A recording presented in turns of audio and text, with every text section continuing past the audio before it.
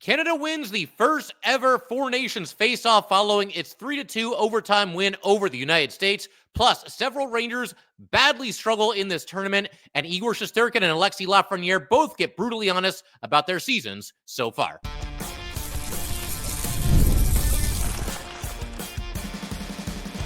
You're Locked on the New York Rangers, your daily podcast on the New York Rangers. Part of the Locked On Podcast Network, your team every day. Welcome back, Blue Shirts fans, to episode number 1253 of the Locked On New York Rangers podcast. I'm your host, John Chick. Just want to thank you guys, as always, for making Locked On New York Rangers your first listen every day. We are free and available on all platforms, and we are, of course, part of the Locked On Podcast Network, your team every day. So the first Four Nations face-off has concluded, and it does so in dramatic fashion. It's an absolutely fantastic hockey game between Canada and the United States last night, back and forth all the way. It obviously ends up in overtime, and then Connor McDavid wins the game in the OT following a nice pass from Mitch Marner. He's able to convert on the doorstep to score the game winner. Wasn't exactly textbook defense from the United States on that play, but we'll talk about that a little bit later when we discuss the performance of the Rangers in this tournament, specifically those four players that were competing for the United States. But as for the tournament as a whole, all in all, I thought this was a fantastic exhibition, a fantastic playoff tournament. Call it whatever you want to call it. This is awesome. This is big-time hockey. All these players very, very clearly bought in and cared very much about representing their country to the best of their abilities. Everybody basically just hit the ground running, and we saw every single player on all four of these teams treat this like it was a big game. Treat this like it did matter. Act like this was Game 7 of the Stanley Cup Final, or maybe even the Olympics. We got the Olympics coming up next year, and I think a lot of people, myself included, certainly looking forward to that after seeing what we saw in this round-robin tournament and, of course, the epic championship game that we saw last night. I think, the players get most of the credit here. There's credit to go around. I think the NHL found something with this. They kind of just, I don't want to say stumbled their way into it, because obviously they planned for this and they wanted to have this in place of just the typical NHL All-Star break. But this only works if it is fully bought into by the players, by those guys going out there and competing.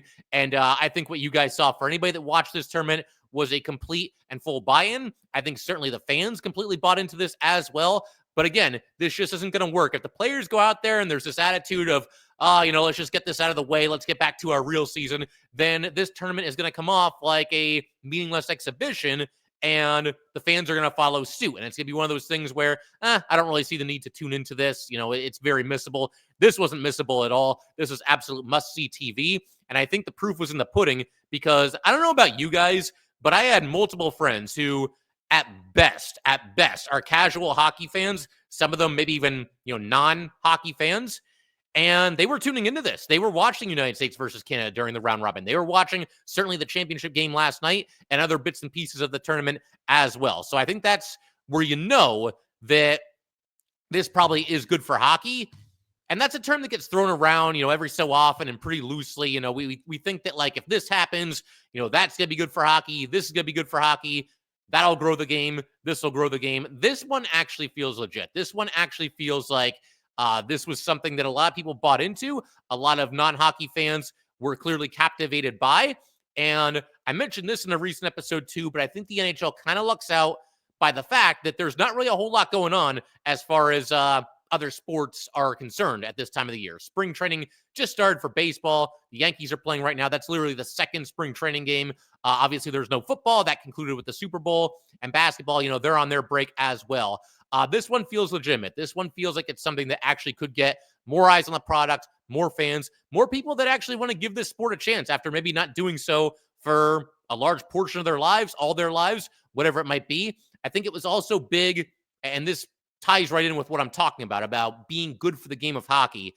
It was big to get so many star players on this stage, get so many eyes on this product, get all the best players in the world, at least for these four countries, out there competing and doing their thing. Because when you kind of talk to a non-casual hockey fan, I think that the two names that they're going to know, or did I say non-casual? Okay, casual fan, a non-hardcore hockey fan. Let's go with that. But I think, the two names that even people who never watch hockey are certainly familiar with are Sidney Crosby and Alex Ovechkin. And they're still great players even to this day, but they are getting up there. They can't do this forever. Father Time is undefeated, and there will be a time where the two of them are no longer playing NHL hockey. And I think what you've got to do if you're the NHL, you've got to start moving these younger players, these exciting players, these marketable players into the spotlight. And maybe that's part of the reason why this tournament was put together in the first place. Obviously the competition is awesome, and I think the play during this tournament spoke for itself. But I think you also, if you're the NHL, you got to get some eyes. You got to get people familiar with guys like Connor McDavid, with guys like the Tkachuk brothers, with guys like Nathan MacKinnon, whoever it might be. It can't be Ovechkin and Crosby forever. And we can actually go through kind of the gauntlet here. We begin with the Tkachuks. I think this tournament was awesome for the two of them. Obviously, they both played, fantastic hockey. Brady Tkachuk is an absolute just battering ram out there. But we saw, obviously, the round-robin game between the United States and Canada. We've got Matthew Tkachuk dropping his gloves at the opening faceoff. Then there's another faceoff. Brady Tkachuk drops his gloves. These are two highly skilled, talented, but also very hard-hitting and in-your-face players. And those are the kind of players that I think the NHL needs to get out there and make sure that casual fans, non-hockey fans, that these fans are aware of these guys. It doesn't hurt that the two of them seem to have pretty big personalities as well. We've seen some, big-time hockey players over the years, the big-time elite stars. They don't necessarily have the biggest personalities, and there's nothing wrong with that. But in terms of growing the game and trying to get people interested, you need guys that are kind of going to go out there and have the big personalities. And I think the Tkachuk brothers are, their stars definitely grew after this tournament as far as, casual hockey fans are concerned. Connor McDavid, I thought he had kind of a quiet championship game last night. I think that's a credit to the United States, doing what they could to slow him down, as well as really the entire Canadian team, because, just superstars up and down the lineup. But he obviously got the big one. And as much as I would have liked to have seen the United States win this game and win this tournament, that's a pretty solid way for this tournament to end for the NHL and for the game of hockey. The best player in the world receiving a pass right there on the doorstep and burying it to give his team the championship. That's pretty. They couldn't script it any better than that. First of all, I think that United States versus Canada was probably a best case scenario for the NHL, for the game of hockey. But then it's this awesome competitive game. It goes into overtime. And like I said, the best player and the guy that they got to get out there a little bit more, Connor McDavid, he ends up with the iconic goal right at the end there. And Nathan MacKinnon's another one, big tournament for him. He had the first goal of the championship game last night. He was also named the tournament MVP. He's another guy that, as great as he is, if you talk to one of your friends who's not necessarily a hockey fan, I'm not sure they know who he is. And maybe they've heard the name, but do they know that he's on the Avalanche? Do they know that he's won a Stanley Cup? Do they know about all these big numbers that he puts up? Possibly not, though. And I think, something like this is certainly going to help him as well, with MacKinnon winning the MVP of this tournament. And even guys for the United States, Jack Eichel, Austin Matthews, they didn't have stellar tournaments, but it felt like they were out there right in the middle of everything. Matthews had 3 chances in the overtime period to possibly bury the game-winning goal. Obviously, just not quite able to do it. So that was unfortunate if you're a fan of the United States. But, I feel like the stage is set for this to really help the NHL, really help hockey. And I also think the stage is set for this tournament to possibly expand in future versions of it. We don't want to get too far ahead of ourselves here, but a lot of people were pointing out the fact that, Russia, if they were in this tournament, they would have a great team. And I think that's pretty much undeniable. I think that, maybe in a couple of years, if you do this tournament again, we got the Olympics next year. So you got to figure it's at least 2 years before we see this tournament happen again. But when it does, maybe you can expand it to the 8 Nations tournament. You'd have to adjust the name a little bit, or the 8 Nations face-off, I guess is what it would be called. But yeah, I'm all for it. Get more countries involved in this. You don't want to water it down too much and have a bunch of countries that have no chance of winning. But, that could be fun too. Maybe there's a Cinderella team in the tournament that gets through the round robin portion and has a little bit of a run at it. We'll see. But I feel like watching this tournament, the possibilities are endless. And you got to figure this is going to be something that I think both diehard and casual hockey fans alike are going to enjoy going forward. So again, I just thought it was awesome. You've got more world competition next year. World competition is always great in any sport, but the Olympic hockey, that's going to be fantastic. It's been too long since we've gotten a chance to see that. And yeah, you're going to see a lot of these guys that were in this tournament also competing in the Olympics.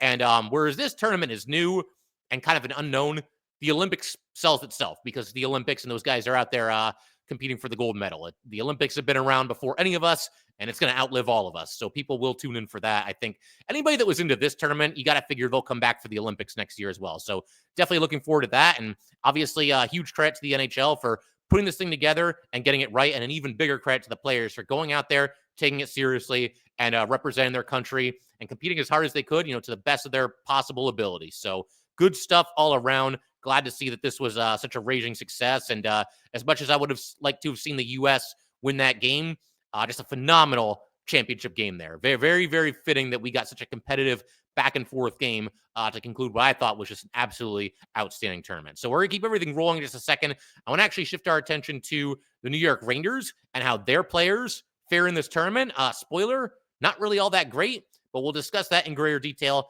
in just a second. All right, we just want to take a minute to let everybody know that today's episode of Locked On New York Rangers is brought to you by FanDuel. When the game tips off, the NBA action is just getting started, and there is no better place to get in on it than FanDuel, America's #1 sportsbook. With FanDuel, you can place live bets throughout the game, so even if you miss the opening tip-off or want to bet on a fourth quarter comeback, you can stay in the action.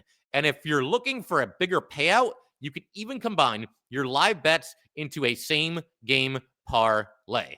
Right now, new FanDuel customers can get $150 in bonus bets if your first $5 bet wins. Just visit FanDuel.com to join today. That's FanDuel.com for your shot at $150 in bonus bets. Make every moment more with FanDuel, the official sports betting partner of the NBA.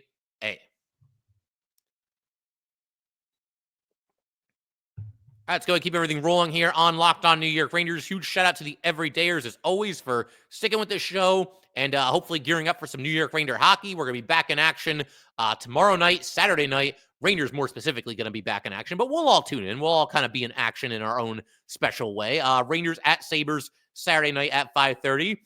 Then we've got Rangers at Penguins on Sunday at 3:30. So some kind of odd start times, but it is what it is, and definitely looking forward to watching the Rangers again, and hopefully they can hit the ground running. However, back to this game and this tournament, I don't think really any of the Rangers had all that strong of a showing in this tournament, and a couple of guys, frankly, had poor showings. To just kind of run through the four United States players here, we can start with Chris Kreider. Now, Kreider did get to dress for this game, which is obviously, I'm sure, a big honor for him. He was in for Kyle Connor. Kreider dressed for the game against Sweden and scored a goal less than a minute into the action there. So that may have helped his cause for getting back out there for this game, the championship game against Canada. With that said, he didn't really do a whole lot. And there were portions of this game where the United States coaching staff was not even using him. I think it was about midway through the third period before Kreider even got his first shift of the third period. They just weren't using him. And this is despite the fact that Matthew Tkachuk, he started this game, he tried to gut it out, but he was largely unavailable for the United States down the stretch. So you're already down a 4 with Tkachuk. Now you're Matthew Tkachuk, to be specific. And now you're down to 11. And then you willingly take yourself down to essentially 10 forwards by basically not playing Chris Kreider. He got out there every once in a while, but very few shifts for Kreider in the third period. So that doesn't really look all that good for Chris Kreider. I mean, I understand he's on a roster that is the absolute best American players in the world. But for him to be looked at as like being so far behind most of those guys to the point that we're not even going to basically play him, not the best bit of news that Chris Kreider has ever gotten, that he's not going to be playing in this game at all. So that was unfortunate. I'm going to go ahead and lump Vincent Trocheck and JT Miller together for this. They were both all right. JT Miller, I thought at least brought some physicality to this tournament. Trocheck was okay. I mean, he was in a fourth line role and not getting a whole ton of ice time. So, there's limited opportunities for him to go out there and really make an impact. But I will say, true to form for Vincent Trocheck. And this is the one thing about Trocheck's game that I've complained about over the years and that I don't like. I like literally every other part of his game, but the bad penalties, the unnecessary penalties, the frankly dumb penalties, we saw one of those in this game. He took just an awful offensive zone tripping penalty, and at a big spot in the game, I want to say it was 2-1 United States at that time, and the U.S. did kill off the ensuing power play for Canada, but even still, I mean, you just can't be doing that. And you would think that a veteran like Trocheck, who is such a hard-nosed player, is one of those guys that always has his head of the game, he would figure out a way to not let this happen, or at least not let it happen as often as it does. But obviously, he took a bad penalty there. We're going to get to Adam Fox in just a second, because I saw a lot of people, social media was blowing up. A lot of people, Ranger fans and Ranger dislikers alike, were all kind of going after Adam Fox, all attacking him. We're going to get to him in just a second. But I just wanted to point out the 6 Rangers that play in this tournament, the 6 Ranger players combined, the 4 American players, plus Mika, plus Vakanainen. These 6 players combined for a grand total of 2 goals and 0 assists in the 19 combined games. And I realize points are not everything. And certainly somebody like Vakanainen, you're not expecting him to go out there and be a point per game player. I understand that. I also understand that a lot of these players, they're typically in the top 6 for the Rangers, and maybe they're on the 4th line, like Kreider and Trocheck both were, or maybe they've lost some power play time, or maybe they're usually on the Ranger top power play and only getting a couple of looks on the second power play for Team United States. I get all that, but you know what? Facts are facts. These 6 players combined for a grand total of 2 points in 19 total games. Obviously counting every game individually for each player. Vakanainen, no points in his 3 games, although you could honestly make a case that he was one of the better Rangers in this tournament. Mika Zibanejad had 1 goal in 2 games, and then obviously he set out the last game against the United States due to being ill. Kreider had 1 goal in 2 games. Trocheck and Miller both with 0 points in 4 games. The same can also be said for Adam Fox, no points in 4 games. He was also a -2. And that brings us to Adam Fox himself, and I think it's fair to say he was one of the worst players for the United States in this tournament. The proof was in the pudding. Don't take my word for it. Look at how quickly his role diminished with the United States. They're out there for their first game against Finland. I think it was only the first 2 power plays that we saw Adam Fox out there on the top unit as the quarterback, and nothing happened for the U.S. I mean, it wasn't all on Fox, obviously, but they didn't really come close to scoring on either of those opportunities. And then the next power play is Zach Werenski, who's out there quarterbacking the top unit. And that's how they stayed for the rest of the tourney. Fox, I thought in this tournament, just kind of looked slow, just never really got it going. Times where it felt like he was getting caught out of position a little bit, particularly in the championship game. We'll get to that in just a second. But there was also a quote from Adam Fox before the championship game against Canada that raised some eyebrows, got a lot of people talking, particularly Ranger fans, is what Adam Fox had to say, earlier that day before, obviously, the puck dropped and the game started. This is probably the most jacked up I've been for a game. So as soon as he says that, and as soon as I read that quote, I'm thinking, oh boy, here we go. Because how Ranger fans are going to take this. They're going to look at this and say, buddy, you've been in the Eastern Conference Final twice with this team. You've been in the playoffs multiple times for this team. You've been in Game 6s. You've been in Game 7s. You were on the ice for a Game 7 overtime winner by Artemi Panarin against the Pittsburgh Penguins. And those are all very valid points. As far as him saying that, it doesn't really bother me that much. I mean, I think sometimes we all take these quotes a little bit too literally. Although that's a pretty literal quote. This is the most jacked up he's ever been before a game. I think what this is this is the first time, at least since Adam Fox has turned pro and joined the NHL, that he has one game to either win a championship or not win a championship.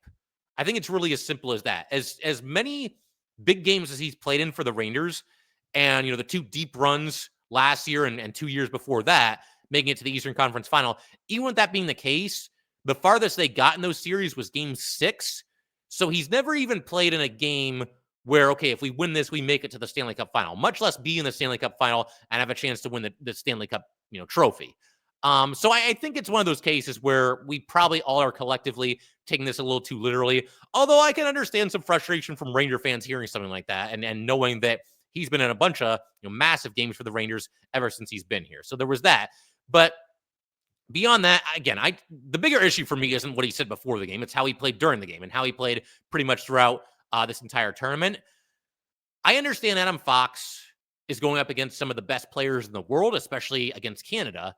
And I also understand that this is a difficult assignment for just about any defenseman, no matter how good of a defenseman you are, going up against this Canadian team and just seeing perennial all-stars and future Hall of Famers and point-per-game players and guys that are just phenomenal hockey players up and down the lineup. That can be a little bit overwhelming, and you've got your hands full trying to slow them down. So I get that. But at the same time, you, Adam Fox, you're here for a reason too, because you are one of the best at what you do. And I just don't think that Adam Fox is up to this challenge for the most part in this tournament. There were times where I thought he looked a little bit overwhelmed by the speed of the game, by maybe even the physicality of the game. And then, the proof was in the pudding during this game because Adam Fox was out there for Canada's game tying goal, as well as the overtime game winner. The game tying goal, you've got Fox passing out of the zone to the neutral zone. It gets intercepted, and then Canada brings it back over the blue line. They're kind of crisscrossing and whatnot. Marner goes to his right, passes back to his left to Bennett, and then Bennett scores. Now, there was some blame to go around here because you look at Brock Nelson, he didn't exactly bust his tail on the back check here, so we can blame an Islander for that. But you look at Adam Fox on this play, and he just kind of got lost. I mean, it looked like he was kind of, tripping all over himself while trying to get back in position and defend this rush here, and just wasn't able to do it. Never really picked up his guy. Bennett was left all alone. He kind of, Fox that is, he followed Marner on the play, and the backdoor pass was there for Bennett. So not a great play here. I think that's certainly fair to say. And then the overtime game winner for Canada, you've got both Matthews and Fox chasing the puck into the corner to go after Mitch Marner. Now, I realize that you don't want to leave him completely undefended, but Marner's not going to score a goal from the corner of the rink back there, not without some just ridiculous trickery. Maybe he banks it off of somebody and in. That's always at least possible, I guess. But you've got the best player in the world in Connor McDavid right in front of your net, and you leave him wide open. And again, there's blame to go around. The entire United States team needs to be a lot more aware of this guy. And Fox and Matthews both went after Marner in the corner, but that left the door wide open. And as soon as that pass got through, as soon as you saw it going to McDavid, you knew this game was over. Best player in the world, wide open in front of the net, shooting from that area on the ice. Very, very unlikely that he's going to miss. And of course, he did not miss, buried it. And Canada is your first Four Nations face-off winner. I couldn't think of the name for a second. Still getting used to this. Four Nations face-off winner. But as far as Adam Fox, his time on the ice, I think reflected his struggles in this tournament. In this championship game, he was out there for just 17:05. Obviously, all of us Ranger fans are used to seeing him out there for a lot longer than that. That was the least amount of ice time for any United States defenseman in this game. The second lowest was Jake Sanderson. He had been a scratch for the first two games, and he was out there for 19:44. So more than 2.5 minutes more for Sanderson than for Adam Fox. And if you look at, the top defensemen, the guys that were out there for the most amount of time, Jacob Slavin, who I thought was amazing in this tournament, and Brock Faber, they were out there for 28:32 and 28:50 respectively. So both of those guys had almost 10 minutes more on the ice than Adam Fox.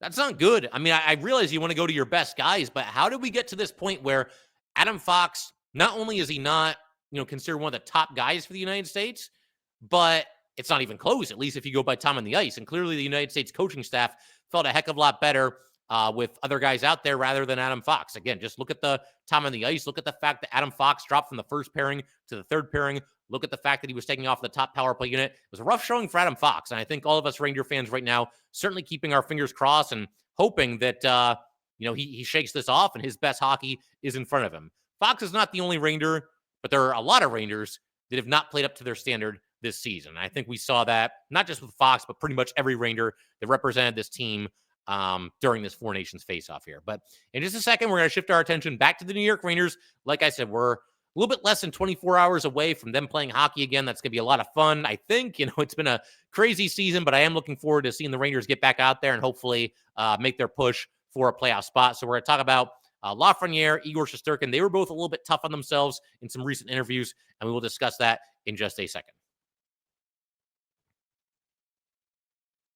All right, we just want to take a minute to let everybody know that today's episode of Locked On New York Rangers is brought to you by SelectQuote. In sports, having a winning strategy is everything. It's how the best teams make it to the Super Bowl, the World Series, and the Olympics. The same goes for life. Having a strategy like life insurance from SelectQuote can protect your financial legacy and keep your family's future secure. SelectQuote makes it easy to find the perfect life insurance policy. As one of America's leading insurance brokers with nearly 40 years of experience, they've helped over 2 million customers find $700 billion in coverage since 1985.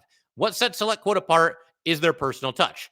Unlike other brokers that offer one-size-fits-all policies, their licensed agents tailor coverage to fit your unique needs.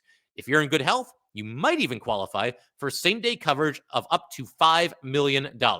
No medical exam required, and it's more affordable than you'd think.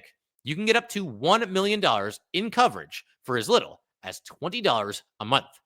Get the right life insurance for you for less at selectquote.com/lockedonnhl. Go to selectquote.com/lockedonnhl today to get started. That's selectquote.com/lockedonnhl. SelectQuote, they shop, you save.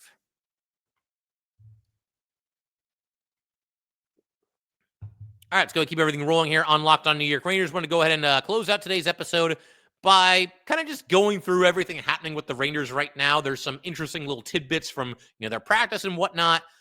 For starters, we got the Rangers back in action, like I said, against Buffalo, 5:30 p.m. on Saturday. And Laviolette said that everybody's going to be out there without any restrictions that played in the Four Nations. And he was also asked about Vincent Trocheck, since it seemed like Trocheck may have suffered an injury in the game against Sweden. He was obviously hit on his hand and was shaking his hand a little bit after that happened. Laviolette basically just kept it simple, said he expects Vincent Trocheck to play. So we'll keep our eye on Trocheck going forward for sure. Mika Zibanejad was recently under the weather. He missed Sweden's final game against the United States. That game was largely meaningless just due to the fact that Sweden couldn't make it to the championship and U.S. had already clinched its spot. But nevertheless, Mika did miss that last game. But he's been practicing the last two games with the Rangers. One of many players that the Rangers need to basically hit the ground running coming out of this break here if they're going to make their push for the playoffs. Something else that I thought was interesting, and it also pertains to the Four Nations, is the fact that while several players were away, the Rangers had a lot of NHL players, or four AHL players to be exact, at practice standing in. They were Brett Berard, Brandon Othman, Jake Lecision, and Matthew Robertson. They were all there. Matthew Robertson was actually called up to the Rangers. We'll talk about that more in just a second as well. But I think it makes sense. It's unfortunate that these guys obviously couldn't play for Hartford while they were called up. Because, Hartford's in a playoff push themselves right now. They're not really having the best season, although it's easier to make the AHL playoffs than the Stanley Cup playoffs. But Berard and Othman, they'll both play some Ranger hockey later this season, I would think. Berard, obviously, he was here for a spell this year. Othman was here for 3 games last year.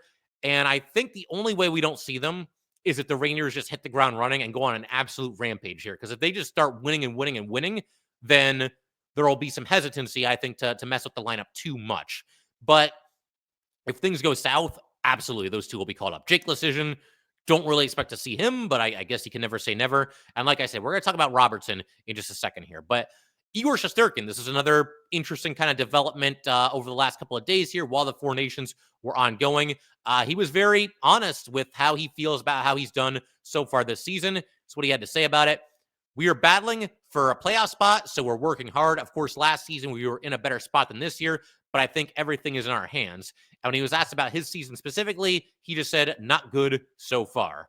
You guys will probably also remember, although maybe not. It's easy enough to forget about this and all the chaos of the Four Nations and whatnot. But Igor, right before the break, suffered an upper body injury and was given a timetable of 1 to 2 weeks. It's never a good time to get hurt. Certainly would never wish injury on anybody. But if there's any such thing as a somewhat decent time to get injured, that would be it. Because that 1 to 2 week timetable, that coincided perfectly with the start of the Four Nations to now the Four Nations being over. And it sounds like he's going to be ready to go for the weekend here. And that's the key phrase, for the weekend, because Peter Laviolette, obviously he's being asked about Igor Shesterkin. What's his status? Is he ready to go? Igor himself said that he's ready, for what that's worth. But Laviolette said that he expects him to be ready to go for the weekend. And that is kind of interesting because the Rangers play both games of the weekend. So they have a back-to-back. I think there's probably a pretty good bet here that Igor will get one, Quick will get the other. But I'm wondering if it's at least possible that you go with Quick against Buffalo, thinking that Buffalo is the less of the two teams. Pittsburgh's not having a great season either, but that's your division rival, and that's the one where you want your franchise goalies. So maybe they go with Quick against Buffalo for the weaker matchup and also give Igor one more day off. And then we see Igor back out there against the Penguins the following night. It's certainly possible. I think whatever works best. I don't really have a strong preference one way or the other. I think, again, whatever's best for Igor and best for the team. But Alexis Lafreniere, he was very honest about his season thus far as well. And you look at the discrepancy for how he did early in the year, then he signs the contract, and how he's done since then. He had 20 points in his first 26 games, now just 12 points in his last 29 games. That's what he had to say about it. I started off well, and then lately I haven't liked my game as much. I'm not making that many plays, but I feel like just the game in general, I'd like to be better and be more involved. And then he went on to say a little bit later, I definitely need to be better on the back check. And yes, I would certainly agree with that. There have been a couple of games recently where he's kind of been loafing on the back check. Now, there were some times, if we're going to be 100% fair here, where he was at the end of a very long shift. But Lafreniere talked about that as well. Like if he's in a situation where he's got to get off the ice, then he's got to get off the ice. Because if he's completely gassed and can't move his legs on the back check, then he's not really doing them much good. So hopefully he makes that adjustment going forward. I mentioned a second ago that I wanted to get back to Matthew Robertson. He was indeed recalled by the New York Rangers, and Zach Jones has been sent to the Wolfpack on a conditioning assignment. I'm not really holding my breath right now as it pertains to Robertson getting into a game. The only thing that maybe gives you some hope is the fact that this team does play 3 games in the next 4 days, and they play 7 games in the next 12 days. So if Robertson hangs around and he's on the NHL roster and something happens where somebody can't go last minute, then the Rangers might not have a choice but to throw Robertson out there into a game. I'm at the point where Robertson is a former second-round pick. I'd like to see him at one time or another. It goes back to what I was talking about just a minute ago, where I think if the Rangers fall out of it, you got to give him a look. At that point, you've got absolutely nothing to lose. But as far as like the short term here, I'm not really holding my breath. I think they're going to go with the same 6 defensemen that they've been rolling with going into the break. They'll probably do the same thing coming out of the break. And Robertson's just there, for an emergency situation. As for Zach Jones, him going now on a conditioning assignment is kind of strange. It begs the question of why didn't they just do it during the 4 Nations?